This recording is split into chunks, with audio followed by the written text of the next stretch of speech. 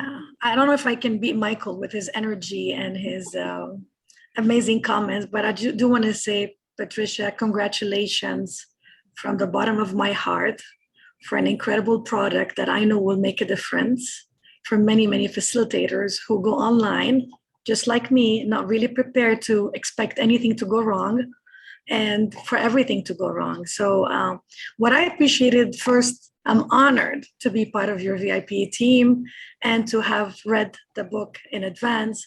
And what I really, really appreciated is your focus on the client experience and that 360 view way before the start of the webinar, all the way to the end, recognizing how different virtual learners learn and appreciate and adapt to the format, the virtual format. So I really appreciate that about you. And most importantly, Patricia is part of an amazing content creator group that meets every morning at 8:30 to 10 p.m. to create content. And it never fails. If anything falls short in the meeting, she's quick, very quick to tell us what's wrong, how we could fix it, what's the update. We knew about this update a week ago. You're an incredible energy of love and passion for what you do. And I hope that transpires to the reader when they read your book. So I wish you all the best. And I cannot wait to see you go places. Congratulations on the award.